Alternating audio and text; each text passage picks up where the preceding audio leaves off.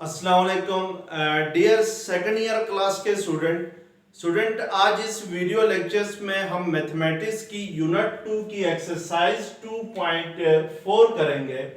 इससे पहले video lecture में स्टूडेंट मैंने आप लोगों को एक्सरसाइज 2.4 का क्वेश्चन नंबर 1 करा दिया था। तो आज इस वीडियो लेक्चर्स में हम लोग एक्सरसाइज 2.4 का क्वेश्चन नंबर 2 करेंगे। स्टूडेंट आगे बढ़ने से पहले आपसे गुजारिश की जाती है कि चैनल को सब्सक्राइब करें, बेल आइकन को क्लिक करें। Thank you very much. अब यहाँ पे स्टूडेंट एक्सरसाइज 2.4 में मैंने आप लोगों को चेन रूल पहले बताया था कि चेन रूल क्या होता है। लेट्स सपोज आपके पास डेरिवेटिव है dy बाई dx है, तो आप इसको dy by dt into dt by dx की फॉर्म में लिख सकते हैं। यहाँ पे स्टूडेंट ये t वेरिएबल है, ये हमने खुद से इंट्रोड्यूस करवाया है। तो t की जगह आप कुछ और वेरिएबल भी ले सकते हैं, जैसे dy by du into du by dx लिख सकते हैं। स्टूडेंट मैंने पहले भी बताया था कि चेन रूल आप तब यूज करते हैं जब आपसे क्वेश्चन में कहे कि find derivative by substitution method या पैरामीट्रिक फंक्शंस हो। आपके पास पैरामीट्रिक फंक्शंस कौन से होते हैं जिनमें वेरी इंडिपेंडेंट वेरिएबल क्या होता है, सेम होता है, यानी दो ऐसे फंक्शन जिनका इंडिपेंडेंट वेरिएबल क्या हो, सेम हो, तो उनका डेरिवेटिव हम क्या करते हैं, पैरामीट्रिक फंक्शंस का derivative by chain rule find करते हैं। और इसके अलावा स्टूडेंट इंप्लिसिट फंक्शंस का डेरिवेटिव आपसे अगर कहे क्वेश्चन में कि find derivative by using chain rule, तो फिर आपने चेन रूल को यूज करते हुए डेरिवेटिव फाइंड करना है। लेकिन अगर इंप्लिसिट फंक्शंस का डेरिवेटिव फाइंड करने के लिए कहे और कोई क्वेश्चंस में ये आपको ना बताए कि किस रूल से करना है, तो फिर आपकी मर्जी है कि आप किसी भी तरीके से उसका डेरिवेटिव फाइंड कर सकते हैं। यहाँ पे स्टूडेंट क्वेश्चन नंबर 2 का पार्ट 1 है। क्वेश्चन नंबर 2 है find dy by dx if part 1 है 3x plus 4y plus 7 is equal to 0। ये जो स्टूडेंट आपके पास है ये एक इम्प्लिसिट फंक्शन है। इम्प्लिसिट फंक्शंस वो होते हैं जिसमें हम लोग x और y की जो वैल्यूज हैं, जो x और y को सेपरेटली लिख सकते हैं, यानी x को इक्वेशन की एक साइड पे लेके जा सकते हैं और y को इक्वेशन की सेकंड साइड पे लेके आ सकते हैं।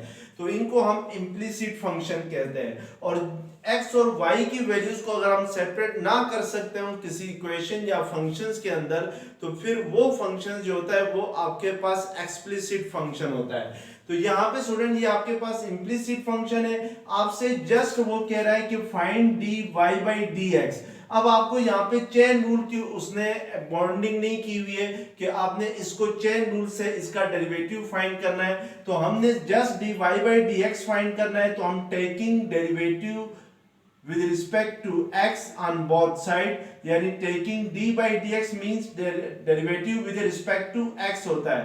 तो इक्वेशन की दोनों साइड पे हम क्या करेंगे, डेरिवेटिव लेंगे विद रिस्पेक्ट टू x। तो लेफ्ट हैंड साइड पे आपके पास इक्वेशन है 3x प्लस 4y प्लस 7, और राइट हैंड साइड पे आपके पास स्टूडेंट एक नंबर है, वो क्या है, 0 है। तो आपने इस इक्वेशन की दोनों साइड पे क्या ले लिया, डेरिवेटिव ले लिया। अब स्टूडेंट ये 3x प्लस 4y प्लस 7 ये तीनों आपस में क्या हो रहे हैं, ऐड हो रहे हैं। तो हम इन तीनों का डेरिवेटिव सेपरेट ले सकते हैं। तो 3 कांस्टेंट है, तो इसको डेरिवेटिव के सिंबल से बाहर लेंगे और डेरिवेटिव किसका लेंगे, इस x का लेंगे, प्लस 4y में 4 को एज इट इज रखेंगे, डेरिवेटिव किसका लेंगे, y का विद रिस्पेक्ट टू x। तो वो क्या होता है, dy बाई dx होता है, और प्लस डेरिवेटिव ऑफ 7 आएगा, d बाई dx ऑफ 7, और सेकंड साइड पे d बाई dx ऑफ 0 है। तो इसको आप इसका डेरिवेटिव क्या होगा, 0 के इक्वल होगा। तो हम इसका डेरिवेटिव लेंगे। और अब हमें पता है स्टूडेंट नेक्स्ट स्टेप में x का derivative with respect to x हमेशा किसके इक्वल होता है, 1 के इक्वल होता है। प्लस 4dy बाई dx को हम एज इट इज लिखेंगे, प्लस d by dx 7 है, यानी derivative of 7 with respect to x, 7 is constant, so इस डेरिवेटिव इज 0। यानी हमेशा हमें पता है कि कोई भी कांस्टेंट वैल्यू हो तो उसका डेरिवेटिव हमेशा किसके इक्वल होता है, 0 के इक्वल होता है। तो अब यहां से हम इसको अगर सिंप्लीफाई करते हैं तो 3 1 3 होता है plus 4dy/dx as it is आ जाएगा प्लस 0 है तो उसको लिखने की जरूरत नहीं है, इक्वल टू क्या आ जाएगा 0। अब हमें स्टूडेंट dy/dx फाइंड करना है तो इट मींस कि 4dy/dx किसके इक्वल आ जाएगा, -3 के इक्वल आ जाएगा। ये +3 सेकंड साइड पे जाके -3 होगा तो dy/dx की वैल्यू क्या आएगी आपके पास, -3/4 आएगी। तो इस तरीके से हम क्या करते हैं, इस इम्प्लिसिट फंक्शंस का डेरिवेटिव फाइंड करते हैं। तो आइए देखते हैं इसी क्वेश्चंस के नेक्स्ट पार्ट को। अब क्वेश्चन नंबर 2 का पार्ट 4 है स्टूडेंट, फाइंड dy/dx। आपने यहाँ पे भी क्या फाइंड करना है, dy/dx का फाइंड करना है। और जो आपके पास इक्वेशन गिवन है वो है 4x² + 2hxy + by² + 2gx + 2fy + c = 0 है। यहाँ पे स्टूडेंट हमारे पास वेरिएबल दो ही हैं, यानी x और y वेरिएबल है और इसके अलावा जितने भी यहाँ पे सिंबल यूज हो रहे हैं वो सारे कांस्टेंट कंसीडर होंगे। जैसे student for example second term में h आ रहा है तो h कांस्टेंट है, और थर्ड टर्म में b आ रहा है तो b भी कांस्टेंट है, और नेक्स्ट टर्म में g आ रहा है तो ये भी कांस्टेंट होगा, f भी कांस्टेंट है, c भी कांस्टेंट है। यानी ये सारे आपने क्या लेने हैं, एज अ कांस्टेंट इनको ट्रीट करना है। और हमें पता है कि जो कांस्टेंट का डेरिवेटिव होता है वो हमेशा क्या होता है, वो 0 के इक्वल होता है। तो अब हमने dy/dx फाइंड करना है तो हम इस इक्वेशन की दोनों साइड से डेरिवेटिव लेते हैं। स्टूडेंट मैं ये स्टेप यहीं पे करता हूं, यानी पार्ट 4 का जो फर्स्ट स्टेप होगा हम लिखेंगे taking derivative on both side with respect to x। तो हम इन लेफ्ट हैंड साइड पे भी डेरिवेटिव लेंगे विद रिस्पेक्ट टू x, और राइट हैंड साइड पे जो 0 है तो इसका भी डेरिवेटिव लेंगे क्या, with respect to x derivative लेंगे। अब स्टूडेंट नेक्स्ट स्टेप में हम ये जहां पे देख रहे हैं कि जितने भी फंक्शंस गिवन है इस इक्वेशन के अंदर लेफ्ट हैंड साइड में, ये सारे आपस में क्या हो रहे हैं, ऐड हो रहे हैं। और हमें पता है जब मैंने आप लोगों को थ्योरम्स ऑफ डेरिवेटिव पढ़ाया था तो मैंने वहां पर बताया था कि जब दो फंक्शंस ऐड हो रहे हो या सब्ट्रैक्ट हो रहे हो तो उन दोनों फंक्शंस को ऐड करने के बाद उनका डेरिवेटिव ले लें, या पहले सेपरेटली ऐड का डेरिवेटिव ले लें फिर उसके बाद ऐड करें, इससे कोई फर्क नहीं पड़ता है। तो इट मींस कि हम यहाँ पे फर्स्ट टर्म में 4x² है तो कांस्टेंट हमेशा डेरिवेटिव के सिंबल से बाहर आता है, तो डेरिवेटिव हम किसका लेंगे, x² का लेंगे। इसी तरीके से स्टूडेंट नेक्स्ट टर्म 2hxy है तो यहाँ पे याद रखेंगे जो 2h है ये कांस्टेंट है तो इसको हम डेरिवेटिव से बाहर लिखेंगे और डेरिवेटिव हम लेंगे किसका, x into y का, क्योंकि वेरिएबल दो ही है x और y है। प्लस by² है तो b को हम डेरिवेटिव के सिंबल से बाहर लिखेंगे और डेरिवेटिव लेंगे किसका, इस y² का। प्लस 2gx है तो 2g को एज इट इज लिखेंगे, derivative of x with respect to x, यानी इस x का डेरिवेटिव लेंगे हम विद रिस्पेक्ट टू x।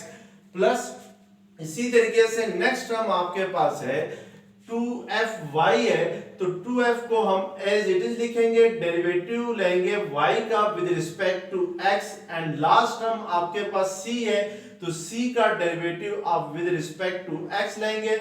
और राइट हैंड साइड पे डेरिवेटिव ऑफ 0 क्या होता है, 0 होता है, क्योंकि 0 जो है वो एक कांस्टेंट नंबर है और कांस्टेंट का डेरिवेटिव हमेशा किसके इक्वल होता है, 0 के इक्वल होता है। ये बात पहले भी बताइए स्टूडेंट, डेरिवेटिव कहते हैं इंस्टेंटेनियस रेट ऑफ चेंज को, यानी किसी भी चीज के अंदर एक लम्हे में जो चेंज आती है उसको हम डेरिवेटिव कहते हैं, और जो कांस्टेंट होता है उसमें चेंज नहीं आती यानी वो वेरी नहीं करता है, तो इट मींस के उसमें जब कोई चेंज ही नहीं आती है तो उसका डेरिवेटिव क्या होगा, 0 होगा।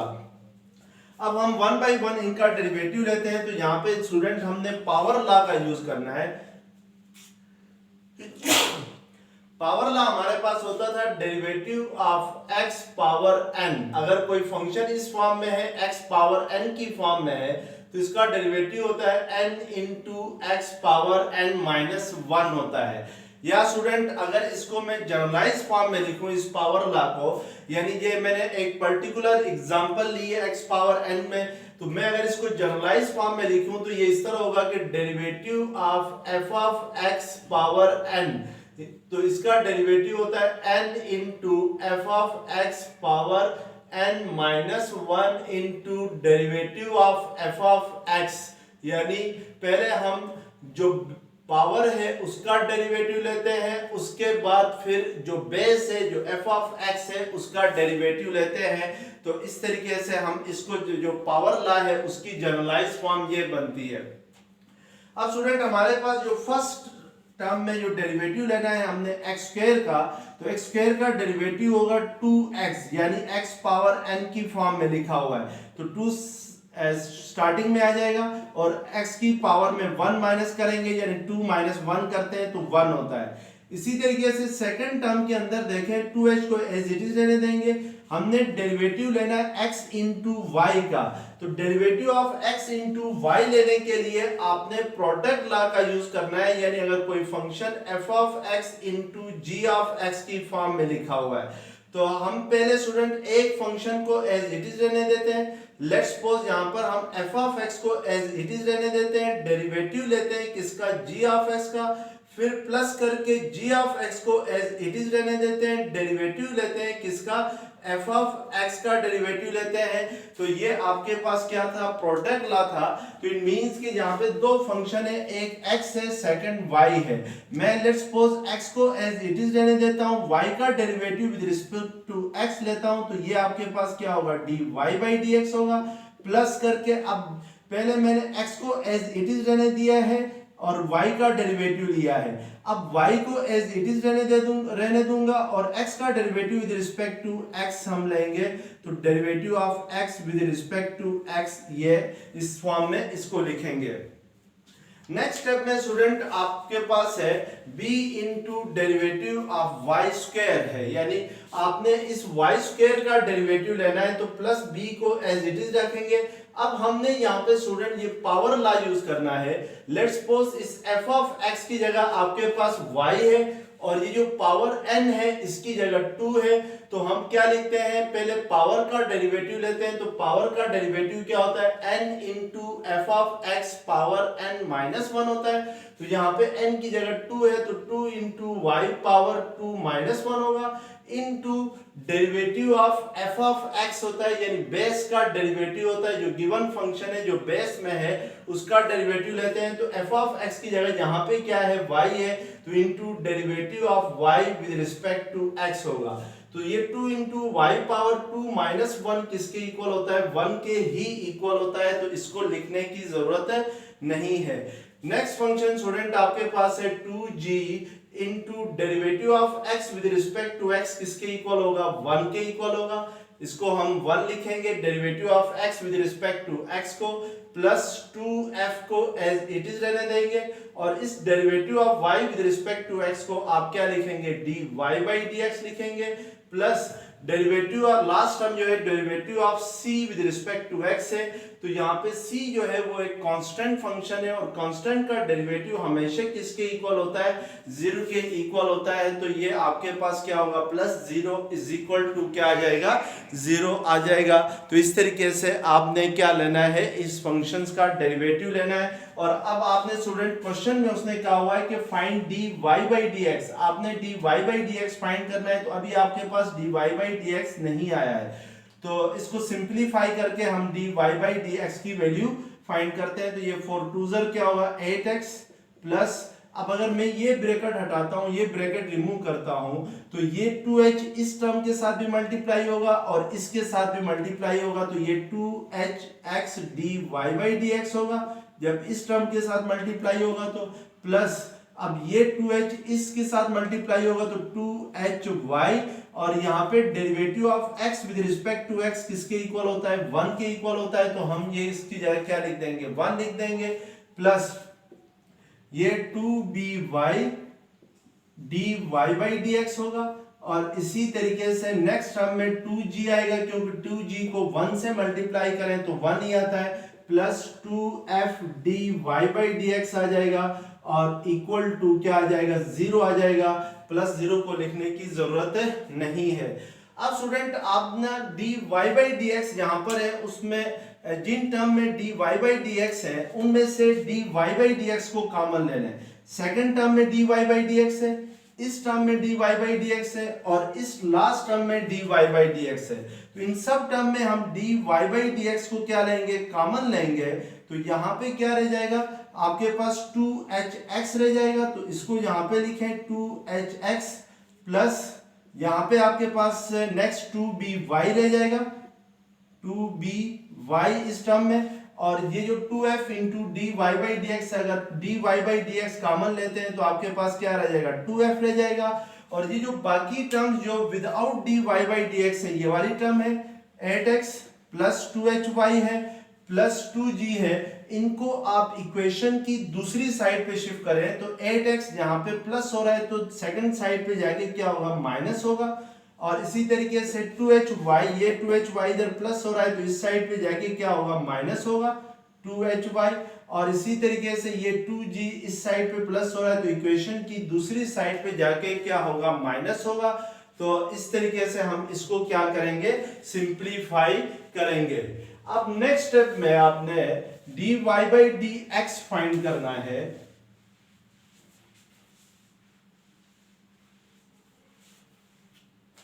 तो dy by d x find करने के लिए ये वाला जो फैक्टर है स्टूडेंट, ये factor 2hx plus 2by plus 2f इस dy बाई डी एक्स से क्या हो रहा है, मल्टीप्लाई हो रहा है। तो सेकंड साइड पे जाके इसके साथ क्या होगा, डिवाइड होगा। तो -8x minus 2hy minus 2g में हम लोग -2 कॉमन ले लेते हैं, तो ये 2 4 8x plus hy plus g होगा। और ये सेकंड साइड पे जाके ये सारी टर्म, ये सारा फैक्टर सेकंड साइड पे जाके इससे क्या होगा, डिवाइड होगा। और इन तीनों में 2 कॉमन है तो इनमें भी हम क्या ले लेंगे, 2 कॉमन लेंगे। तो ये hx plus by plus f रह जाएगा। तो आप इसको इस फॉर्म में लिख सकते हैं। अब ये 2 और ये 2 क्या हो जाएंगे, कैंसिल हो जाएंगे। तो आपके पास -4x plus hy plus g divided by क्या आ जाएगा, hx plus by plus f के इक्वल आ जाएगा। तो ये आपके पास किसके इक्वल होगा, dy बाई dx के इक्वल होगा। यानी आपके पास dy बाई dx किसके इक्वल आ गया, -4x plus hy plus g divided by hx plus by plus f के इक्वल आ गया। इस तरीके से आपने क्या करना है, इस फंक्शंस का डेरिवेटिव फाइंड। अब नेक्स्ट क्वेश्चन नंबर 3 है student, find dy by dx of the parametric function. आपने यहाँ पे स्टूडेंट जो पैरामीट्रिक फंक्शंस हैं उनका डेरिवेटिव फाइंड करना है। पार्ट 1 में आपके पास है x is equal to theta plus 1/थीटा है and y is equal to theta plus 1 है। स्टूडेंट यहाँ पर हमने डेरिवेटिव फाइंड करना है पैरामीट्रिक फंक्शंस का। ये याद रखें कि आपके जो पेपर होंगे फेडरल बोर्ड में वो SLO बेस होंगे। तो SLO बेस मींस के स्टूडेंट्स लर्निंग आउटकम्स के मुताबिक वो पेपर आएंगे। तो इट मींस के आपके पास कोई एक अनसीन क्वेश्चंस भी आ सकता है। तो मेरी यहाँ पे ये कोशिश होती है स्टूडेंट कि मैं आप लोगों को ये बताऊं कि जब आपके पास डिफरेंट फंक्शंस आते हों तो आपने उनका डेरिवेटिव कैसे फाइंड करना है, यानी डेरिवेटिव को कैसे फाइंड करना है। अगर ये हम सीख लें तो फिर कोई सा भी हमें क्वेश्चन आ जाए तो हम उसको इजीली अटेम्प्ट कर सकते हैं। तो आपने ये चीज़ यहाँ पे सीखनी है।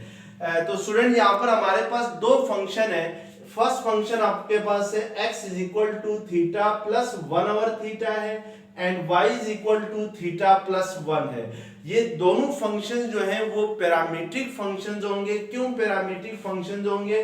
क्योंकि दोनों में जो इंडिपेंडेंट वेरिएबल है वो आपके पास क्या है, सेम है। फर्स्ट फंक्शन में इंडिपेंडेंट वेरिएबल थीटा है, डिपेंडेंट वेरिएबल x है। और सेकंड फंक्शन में इंडिपेंडेंट वेरिएबल थीटा है और डिपेंडेंट वेरिएबल आपके पास क्या है, y है। तो इट मींस कि ये दोनों फंक्शंस कौन से फंक्शंस कहलाएंगे, पैरामीट्रिक फंक्शंस कहलाएंगे। और याद रखें कि जब भी आपके पास पैरामीट्रिक फंक्शंस आ जाएं या पैरामीट्रिक इक्वेशंस आ जाएं तो उनका डेरिवेटिव हमेशा चेन रूल के जरिए फाइंड किया जाएगा। चेन रूल आपके पास क्या होता है कि अगर आपके पास let's suppose dy by d x है, वो इक्वल होता है dy by d theta into d theta by d x के इक्वल होता है, या dy by d t into d t by d x लिख सकते हैं। तो इसको ये जो थीटा है ये दोनों में सेम इंडिपेंडेंट वेरिएबल है। तो अब यहाँ पे हम स्टूडेंट चेन रूल यूज करेंगे। तो चेन रूल यूज करने के लिए पहले हम जो फर्स्ट फंक्शन है इसका डेरिवेटिव अलग से लेंगे और सेकंड फंक्शंस का डेरिवेटिव अलग से लेंगे। और हमें पता है कि डेरिवेटिव हमेशा with respect to independent variable लिया जाता है। तो यहाँ पे इंडिपेंडेंट वेरिएबल थीटा है, तो मैं लिख सकता हूँ taking D by d theta on both side of equation 1। ठीक है ना, इक्वेशन 1 के दोनों साइड पे आपने क्या करना है कि with respect to theta derivative लेना है। तो लेफ्ट हैंड साइड पे आपके पास x है, तो x का derivative with respect to theta क्या होगा, dx बाई डी थीटा होगा। और राइट साइड पे आपके पास d by d theta into theta plus 1 over theta है। स्टूडेंट इस 1 ओवर थीटा में नीचे जो थीटा है डिनोमिनेटर में, इसकी पावर अगर कुछ भी ना हो तो क्या होती है, 1 होती है। अगर इसको मैं नोमिनेटर में शिफ्ट करूं तो इसकी पावर का साइन क्या होगा, चेंज होगा। यानी हम इसको लिखेंगे थीटा पावर -1 भी लिख सकते हैं 1 ओवर थीटा को। अब थीटा और थीटा पावर -1 एक दूसरे के साथ प्लस हो रहे हैं, तो इट मींस कि दोनों का डेरिवेटिव क्या लिया जाएगा, सेपरेटली लिया जा सकता है। पहले हम थीटा का derivative with respect to theta लेंगे, फिर प्लस करके थीटा पावर -1 का डेरिवेटिव विद रिस्पेक्ट टू क्या लेंगे, थीटा लेंगे। नेक्स्ट स्टेप में स्टूडेंट हमें पता है कि derivative of theta with respect to theta हमेशा किसके इक्वल होता है, 1 के इक्वल होता है। ये याद रखें स्टूडेंट कि किसी भी फंक्शन का जैसे derivative of x with respect to x हमेशा किसके इक्वल होगा, 1 के इक्वल होगा। या मैं अगर कहूं derivative of y with respect to y, वो किसके इक्वल होगा, 1 के इक्वल होगा। या मैं कहूं derivative of z with respect to z, यानी वो किसके इक्वल होगा, 1 के इक्वल होगा। यानी अगर किसी वेरिएबल का डेरिवेटिव उसी के ही रिस्पेक्टिव लेना है तो वो हमेशा किसके इक्वल होता है, 1 के इक्वल होता है। तो हम थीटा का derivative with respect to theta हमारे पास क्या होगा, 1 के इक्वल होगा। तो मैं इसको जरा चेन रूल को मिटा देता हूं। अब नेक्स्ट स्टेप में स्टूडेंट हम derivative of theta with respect to theta किसके इक्वल होगा, 1 के इक्वल होगा। अब हम derivative of theta power -1 with respect to theta लेंगे, तो यहाँ पे हम पावर लॉ यूज करेंगे। तो पावर लॉ ये होता है स्टूडेंट, लेट्स सपोज अगर आपके पास थीटा पावर n है और इसका डेरिवेटिव लेना है विद रिस्पेक्ट टू थीटा, तो ये n into theta power n-1 होगा। यहाँ पे मैंने शुरू में स्टूडेंट जब आपको ये पावर फार्मूला समझाया था तो मैंने x पावर n लिखा था। आप बेशक इधर थीटा लिखें, इधर x लिखें, या इधर y लिखें, या इधर आप कोई और वेरिएबल से रिप्रेजेंट करें, इससे कोई फर्क नहीं पड़ता है। तो हम अगर डेरिवेटिव ऑफ थीटा पावर -1 लेते हैं बाय यूजिंग पावर लॉ, तो -1 स्टार्ट में आ जाएगा क्योंकि n की जगह आपके पास -1 है, इनटू थीटा पावर -1 होगा। यानी n -1 है तो n में से हम 1 को क्या करेंगे, माइनस करेंगे, तो ये आपके पास क्या हो जाएगा, इसका डेरिवेटिव होगा। तो इट मींस कि आपके पास dx बाई डी थीटा किसके इक्वल आ जाएगा, 1, ये प्लस इंटू माइनस माइनस के इक्वल होगा, थीटा पावर -2 होगा। तो dx बाई डी थीटा आपके पास इक्वल आएगा 1 - 1 ओवर थीटा स्क्वायर के इक्वल आएगा। इसको अगर हम मजीद सिंप्लीफाई करते हैं तो थीटा स्क्वायर एलसीएम आएगा, तो ये थीटा स्क्वायर -1 होगा dx बाई डी थीटा। तो इसको हमने क्या करना है, संभाल के रखना है, इस वैल्यू को हम ताकि के आगे यूज कर सकते हैं। अब हमने स्टूडेंट सेकंड फंक्शंस का डेरिवेटिव लेना है। तो सेकंड फंक्शन हमारे पास क्या था, y is equal to theta plus 1 है। तो हमने यहाँ पे हमारे पास डिपेंडेंट वेरिएबल है y और इंडिपेंडेंट वेरिएबल है थीटा। तो इट मींस कि y का डेरिवेटिव विद रिस्पेक्ट टू क्या लेना है, थीटा लेना है। तो सेकंड साइड पे हम d by d theta theta plus 1 लिखेंगे। अब इन दोनों का डेरिवेटिव अगर सेपरेटली मैं लेता हूं थीटा और 1 का, तो ये derivative of theta with respect to theta plus derivative of 1 with respect to क्या आ जाएगा theta.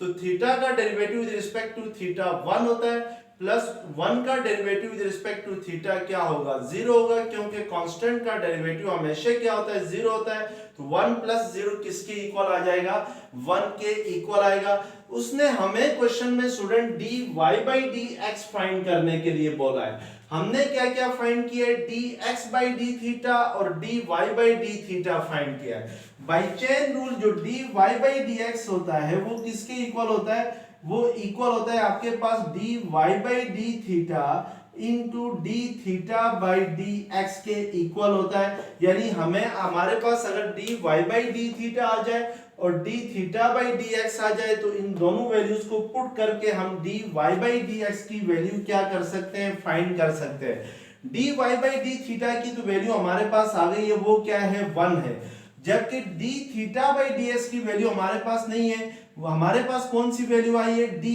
X by d theta की वैल्यू आ गई है theta square minus 1 divided by theta square आ गई है। अब student d theta by d x की वैल्यू फाइंड करने के लिए इस इक्वेशन के अंदर आपने नोमिनेटर और डिनोमिनेटर को इंटरचेंज करना है, यानी इसका रेसिप्रोकल लेना है। तो ये D theta by d x किसके इक्वल हो जाएगा, theta square divided by theta square minus 1 के इक्वल हो जाएगा। यानी अगर मैं लेफ्ट हैंड साइड पे D theta by d x लिखता हूं, तो राइट हैंड साइड पे फिर राइट हैंड साइड पे भी नोमिनेटर डिनोमिनेटर इंटरचेंज होंगे और इसको हम क्या लिखेंगे, theta square divided by theta square minus 1 लिखेंगे। अब इन दोनों वैल्यूज को चेन रूल में पुट करके हम क्या कर सकते हैं, d y by d x की वैल्यू फाइंड कर सकते हैं। तो इट मींस के d y by d x हमारे पास इक्वल आ जाएगा, ये d y by d theta किसके इक्वल आ गया, 1 के इक्वल आ गया, तो इसकी जगह 1 रखेंगे, into d theta by d x किसके इक्वल आ गया है, थीटा स्क्वायर और थीटा स्क्वायर माइनस 1 आ गया है, तो इसकी जगह थीटा स्क्वायर और थीटा स्क्वायर माइनस 1 रखेंगे। तो इट मींस के d y by d x की जो वैल्यू आएगी वो आपके पास क्या होगी, थीटा स्क्वायर और थीटा स्क्वायर माइनस 1 के इक्वल आएगी। तो ये इस तरीके से हम बाय यूजिंग चेन रूल जो पैरामीट्रिक फंक्शंस हैं उनका क्या फाइंड करते हैं, डेरिवेटिव फाइंड करते हैं।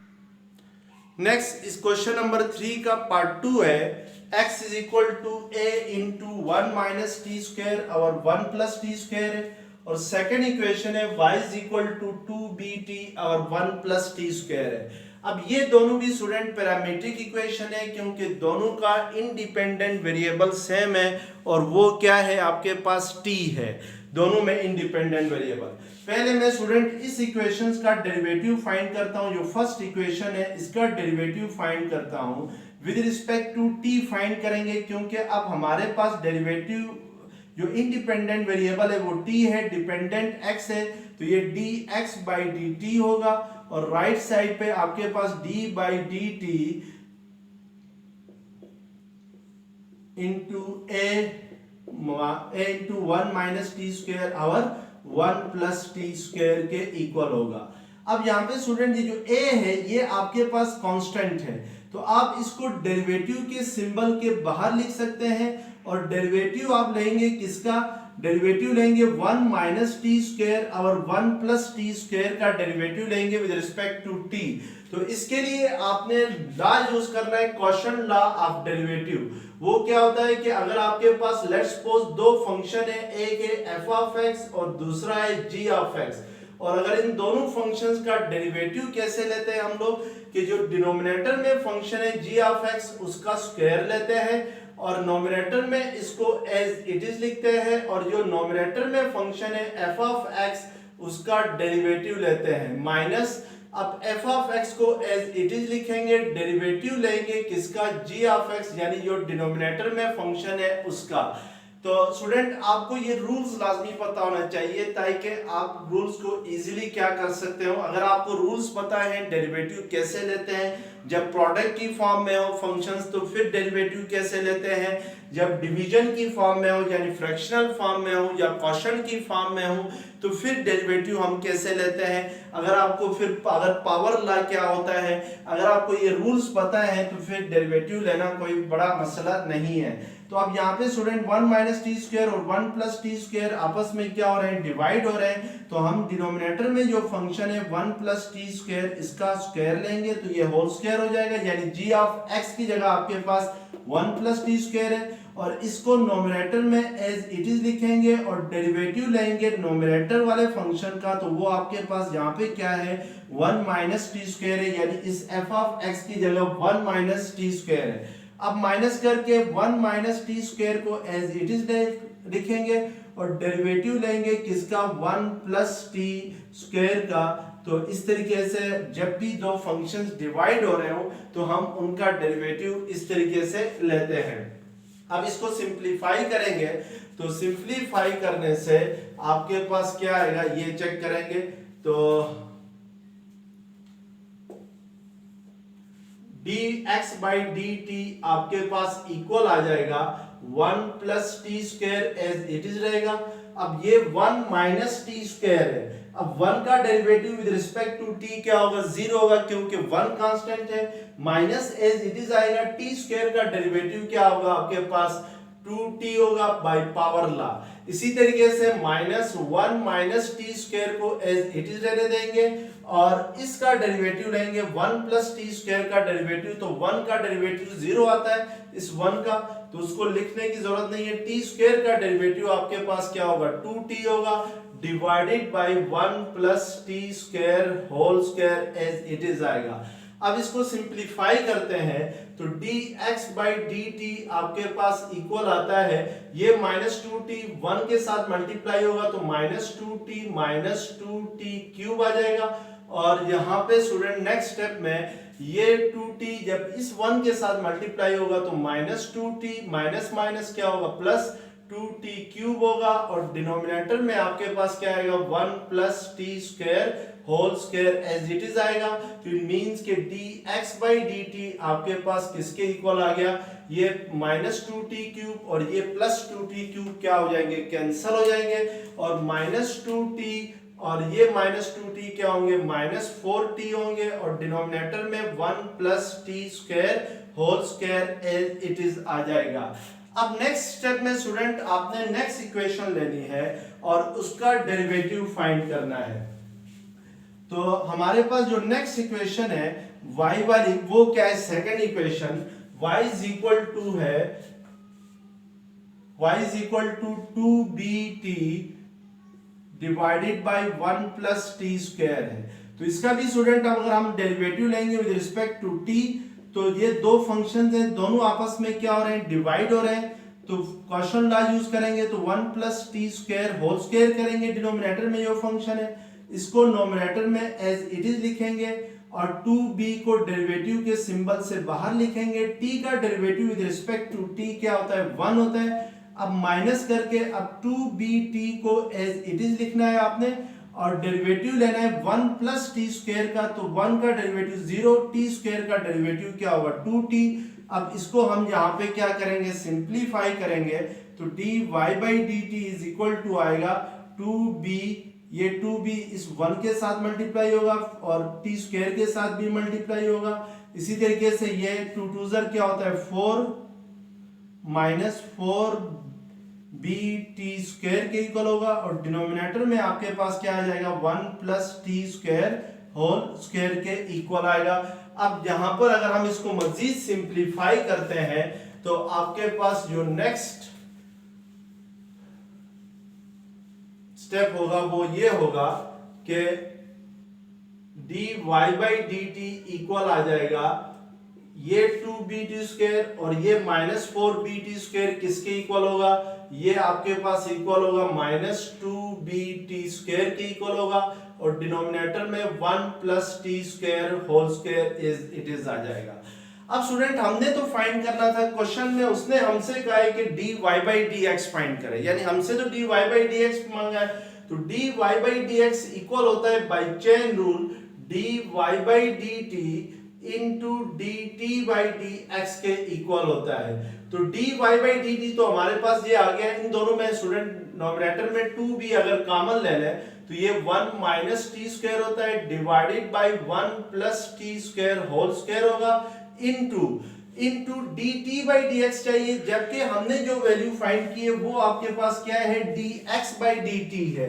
तो हम पहले D t by d x find करेंगे, तो उसके लिए नोमिनेटर और डिनोमिनेटर को क्या करेंगे, इंटरचेंज करेंगे।